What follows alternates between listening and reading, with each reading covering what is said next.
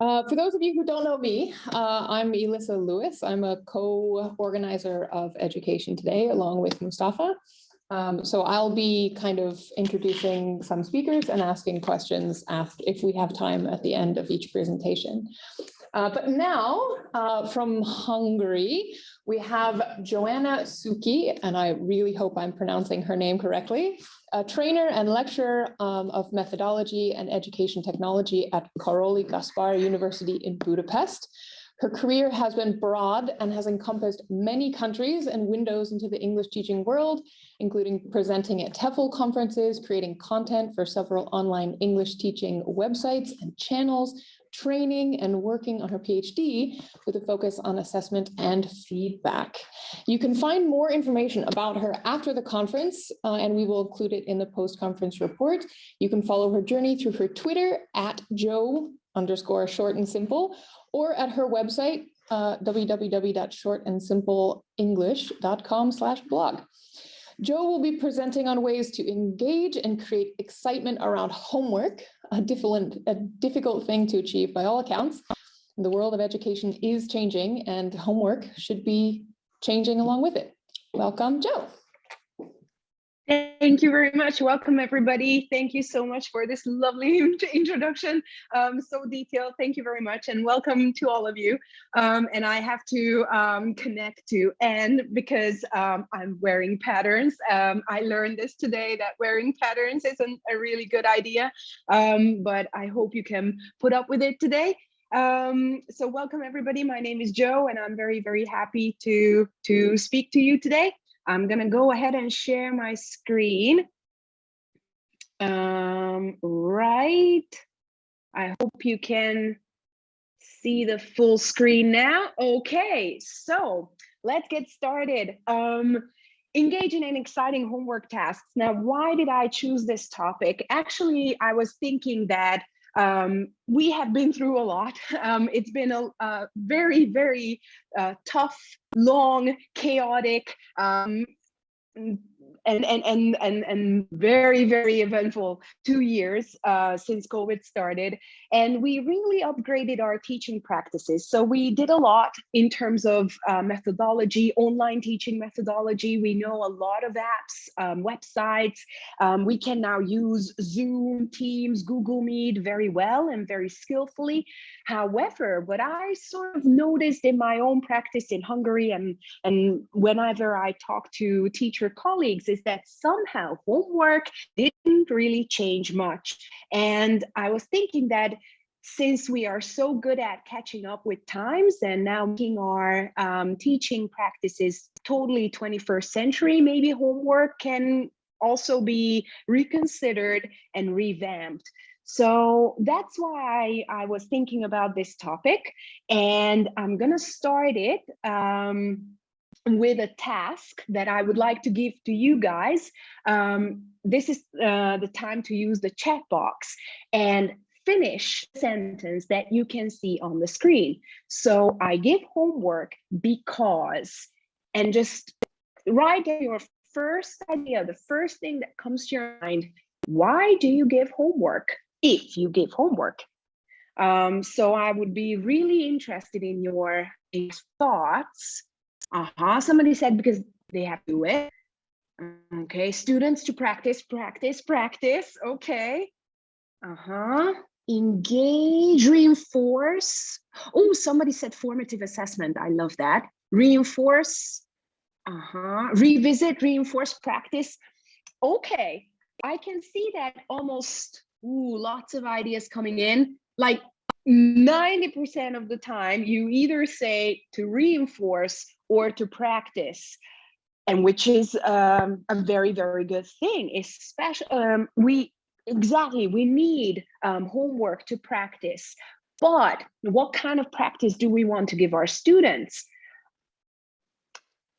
And let me show you another thing. Even though you didn't say this in your responses, I'm wondering whether this situation that you can see now in the image is familiar to any one of you. Unfortunately, I have to say that I'm sometimes guilty of this, that at the end of the lesson, I realize that, oh my God, it's the end of the lesson. I should do something. I should give homework because homework needs to be given. Homework is something that usually we don't finish the class without. So I'm just going to say, do this and bye. Now, what's I'm not going to say wrong with this, but what's not so good with this approach and with this understanding of homework? And I'm going to now quote Penny Ur. She wrote a very good blog post, also lots of other great resources and books. And she says basically that homework, and I totally agree with her, homework should be just an afterthought. And what happens, I'm going to go back, what happened in this image is that we get caught up in our lesson. We are really excited. Our students are hopefully excited and engaged as well. And we just lose track of time. We forget that homework is a thing to be incorporated in our lessons. So we just decide to give something to fulfill or to tick the box. But actually, homework shouldn't be this. Homework, as you also said, is for practicing, for reinforcing knowledge. It is a useful thing. So we should actually think about it. We should spend time planning what our homework is going to be. Now, how can we do that? One thing is that we should plan our lessons. I'm not saying you should write a 10-page lesson plan, but think about what is going to happen in your lesson and what kind of homework you are going to connect to it.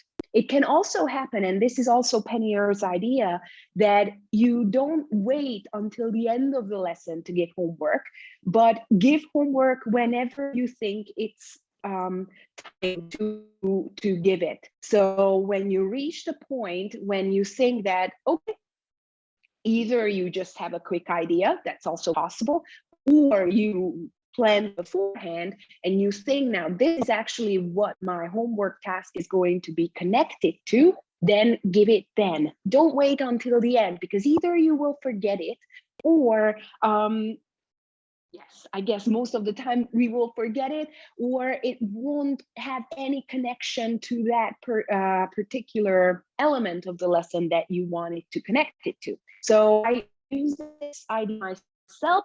Whenever I feel that, okay, we've reached a point, this is where my homework task is going to be given, I stop then, and at that point, and I get a homework task. I don't wait until the end of the lesson because I might miss it. So what you can do is just think about it. You don't have to completely plan it, but I'm going to show you a couple of ideas soon how you can actually plan it and what kind of activities you can involve. But even if you just think about what my lesson is going to be about on that day, what kind of homework I can connect to it, then you spend already more time thinking about homework than spending no time at all. And in this case, it's not going to be an afterthought anymore. Now let's look at some ways to actually upgrade your homework tasks. One thing is, let's look at this one. I'm just going to show you this activity.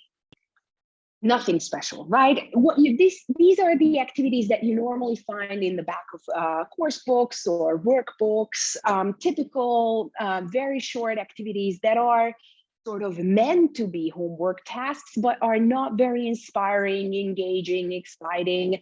I hope you agree with me. It's good for practice, but very repetitive and monotonous. So very good. And I'm not saying that we shouldn't do repetitive tasks, but after a while, they become quite boring, and especially for teenagers and younger students who we teach in this age, their attention span is becoming shorter and shorter. They're not going to tolerate repetitive tasks very much. So what can we do? One thing, again, this is Penny Ur's blog post that I'm going to share the link to at the end of my slides. One thing is to make it a bit more personal. So for example, if we go back, you could see that these were 4 sentences practicing the past tense of regular, irregular verbs. But let's see, with a bit of personal touch, you can make the whole activity a bit more interesting, but the gist of it, the main essence of it remains. So write some sentences about your past week, include these verbs, and the verbs are the same as in the previous activity. But students can write about their past week, their week. So it's a much more personal thing. They can share what they want. And then you can attach and include further activities, such as sharing these experiences with each other, include a lie and make it into a 2 truths, 1 lie, 3 truths, 1 lie activity that you tell them that you should write about your past week, but there should be 1 lie in it, and your peers should guess which sentence was the lie. So the other version is, you can see like she went to blah, blah, blah, or Peter worked hard because. In this activity, what you do is that you don't finish the sentence. You let your students finish the sentence. You can, in the Peter worked hard because case, you can see that the connector because was added to make students think of further possibilities. So of course they are trying to practice the verbs themselves, but they are thinking about different ways to finish the sentence, or different combinations of thoughts. So she went to the hospital because she had to visit a friend. Peter worked hard because he had to pass a project. He had to hand in a project or something like that. Our family ate turkey for dinner, something that they want to finish the sentence with. It can be personal, but it can be also anything. You can prompt these endings with further words. So if you want them to use their logical thinking, use more linking words, because, so, although, however, so they can practice their logical thinking along with the grammar you want them to practice. Now that is one idea. Let's see another one. Now, I don't know if you know the guy, but I'm now a big fan of The Witcher. And I see somebody said yes. Okay, very good. So why not include a beloved character? It doesn't have to be The Witcher, but it can be any character they like, any actor, celebrity, whoever, and then make them imagine one day in the life of Geralt of Rivia, for example. How did he spend that day? Include these verbs. And either, so what we've seen so far, either there's a personal connection or a connection to somebody they love or somebody they are interested in. Doesn't matter whether that character is imaginary or real, something that makes the activity meaningful for them. So these are just some quick fixes, but is this enough though? It's a very good start. As I said, it's a quick fix. So we can make homework tasks a bit more exciting by connecting all these activities to their personal lives or the celebrities, famous people, characters that they love. But we're talking about 21st century teenagers and younger students at the moment. They are different. They are so much different than the ones we were or we taught in the 20th century. Now, I'm going to show you this, the 4 C's, and I wonder whether you know what I'm talking about or what I'm thinking about right now. Do these icons ring any bells? Oh, somebody said create. Okay. You can send some ideas in before I tell you what I'm thinking about. Creativity, Collaboration, exactly, very good. Critical thinking. Communication, perfect, you got 3. And we should have a 4th one. Critical, I think you got all of them, exactly. So we've got creative thinking, critical thinking, collaboration, and communication. Now, when we're talking about 21st century skills, you can find a lot of lists online. There are lots of different collections of 21st century skills. There's no real consensus yet what these life skills, as Anne also mentioned, competencies, 21st century skills, what the ultimate list is, but there is consensus about the 4 C's. And these seem to be the most important skills that we should somehow incorporate into our lessons. Why? Because we are, and as I mentioned, our students are different. Now they are, as I mentioned before, their attention span is shorter. That's one thing, but they are also, in a way, more like adults than teenagers or children. Their thinking, their aims, their goals, they are much more developed than students or than we had previously 10 years ago, for example, or 20 years ago. So now they are slightly different. They have different needs, and those needs to be met. And let's look at what these really are and what we can do to foster these skills. So for example, creative thinking. As we said before, you can make the task personal, leave it open-ended, give some guidance. I included that, the final point, give some guidance, because what I experienced when I'm teaching is when you give your students full creativity, so you give them a blank sheet of paper, basically, that's actually more debilitating and helpful. So sometimes guidance actually helps creativity. If you think about it, if I tell you right now, here's a blank sheet of paper, write, just write anything you want.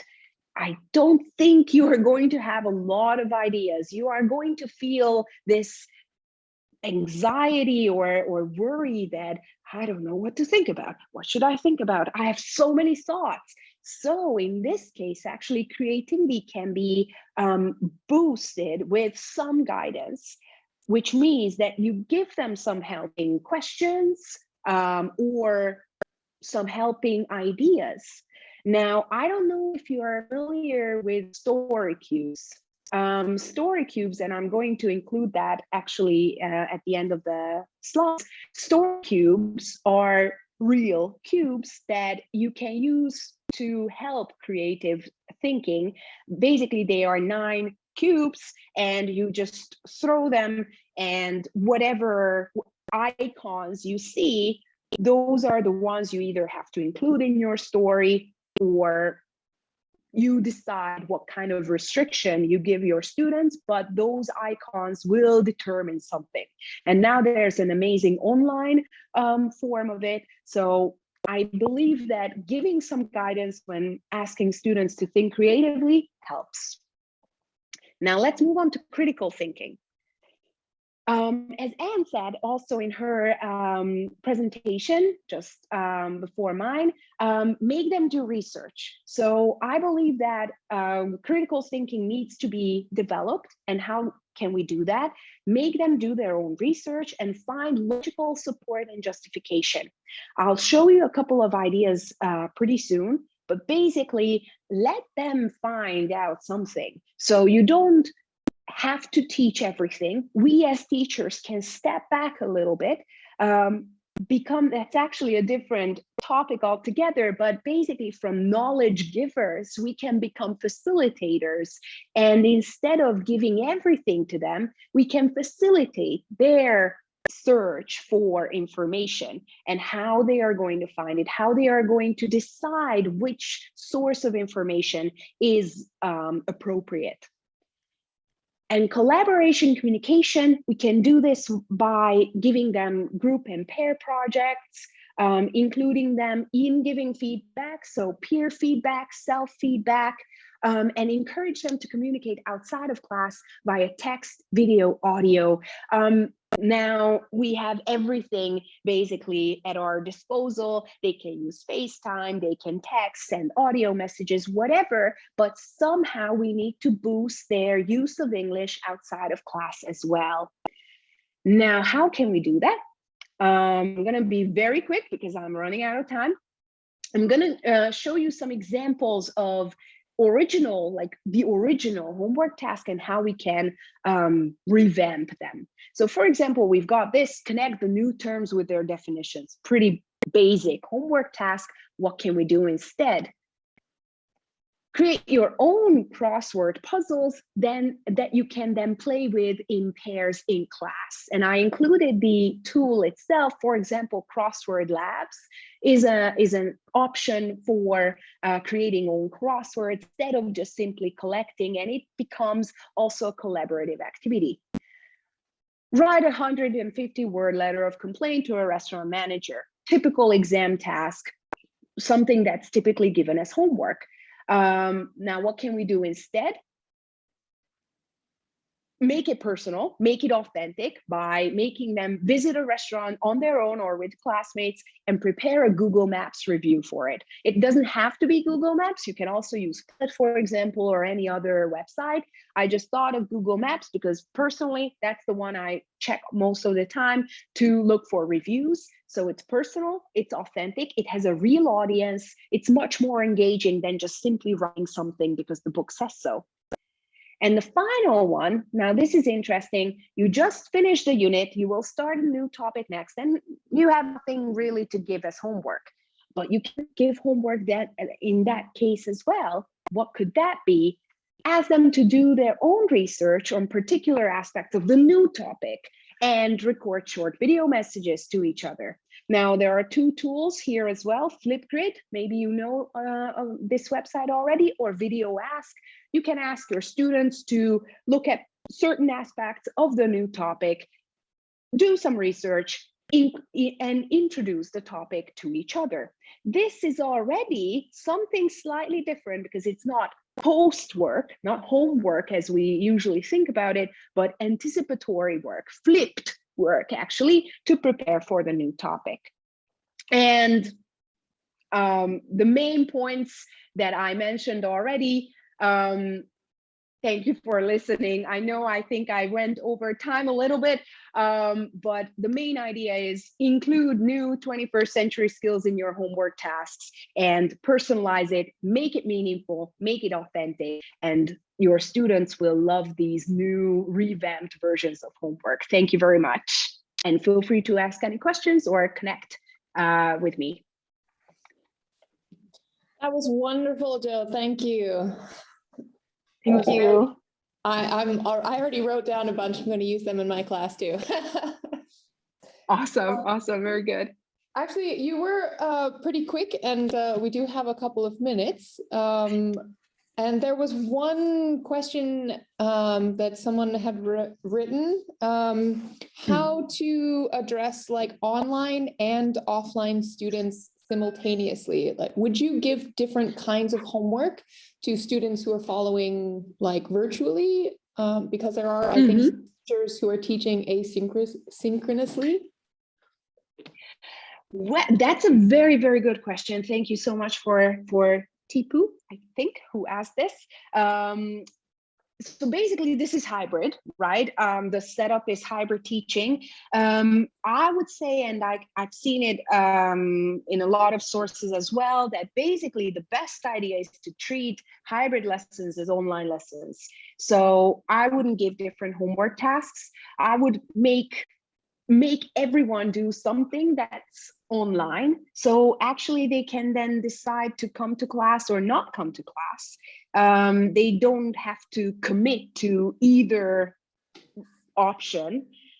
And then that would be the best, because then they can manage their time the way they want. I can still see what they submit. So yeah, asynchronous is slightly different because async, in that case, I don't meet them personally, or I meet them maybe 2 weeks later. that's a slightly different point. Yeah.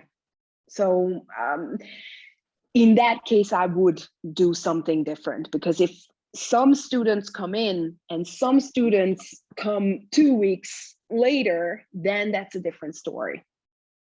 Yeah. Oh, well, good. I don't think we have any other questions, but a couple of people, and I personally am curious about your opinions. A lot of people give their students choices, so they present a variety of homework tasks.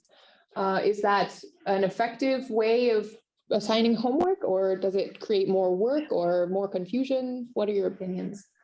Ooh, that's such an exciting topic. I'm experimenting with it actually right now. So I'm experimenting with a point system, which is something similar. It's kind of based on gamification, because gamification is based on choice. Well, definitely more work, I think. I have to say that, unfortunately, even though it sounds amazing and seems to fit these 21st century needs, because students love choice, and they love that they are in charge of making their own decisions. Plus, at the same time, we can prepare them for this, which is going to come in real life as well. They are going to have to decide whether I want this or that. But it's more work because you have to plan it. You have to, I think I would say preparation is longer. So deciding the tasks, preparing them, preparing the task guidelines or description. And then once everybody gets the system, it's not bad, because they decide what they want to do. You don't have to correct millions of tasks, because they always send a 1-1 or 1. The only problem is if you have a very, very ambitious student who does everything, because I've had such students. Now, you can be happy. I mean, it's lovely, but it's a lot of work in that case. Yeah. And something that I was thinking as you were speaking, so a lot of this is very different from how a lot of, even in Albania, our teachers give homework. And in the beginning, when you start to introduce students to these different ways of homework, they don't know what to do. And it takes them maybe a couple of months or a couple of units to really understand, okay, this is really what she wants. I'm not doing anything wrong. Yeah, so perseverance. I absolutely agree. Yes, perseverance, learner training, and patience. Absolutely. Hungary is the same case. We have a very, very traditional background. So if anybody wants to do something differently, then it needs some patience, and everybody needs patience. And yes, taking it bit by bit. Yeah, there's an expression in Albanian. In English, all good things come slowly, or are done slowly. So. Oh yeah. Yeah. I totally agree with it. And I think with all these different things, that's the key. Because also we tend to lose motivation very quickly if we think that it's going to happen overnight. Nothing this volume is going to happen overnight, unless COVID comes again, and like, because remote teaching happened overnight. But that's why teachers are still struggling, because some could solve it very quickly, but a lot of them needed time, and time wasn't given. Yeah. So, but now we've been in it for 2 years, so hopefully this time was enough. Yes. Well, great, fantastic. Thank you so much. If anybody else has questions or sends them to us, we'll forward them to you to be answered at your convenience. Yeah. Oh, and I'm sorry, I just realized actually that's why I thought I was running out of time, because I thought I should be speaking for 20 minutes and not 30 minutes. But sorry about that. That's okay. We had some time for some questions and clarification. Yeah. So yeah, thank you very much. It was wonderful. Okay. Thank you for inviting me. Yeah, of course, anytime. Okay, so now we have a short coffee break. So in a few moments, a short poll, I think there's 3 questions, will appear on your screen. So if you could take a few minutes to answer them, we would be grateful. So we are curious to know what you as our participants are thinking and how you're feeling about the situation that we all find ourselves in. And we will present the data we collect in the conference report that we'll send to you all in a couple of days. So enjoy your break. It's 20 minutes long. Go grab a cup of coffee, stretch your legs, detach yourself from your devices. We look forward to seeing you again local time 11:40. That's 20 minutes from now. As Mustafa said earlier, feel free to leave the room and come back or just leave it open. It's up to you. See you in 20 minutes.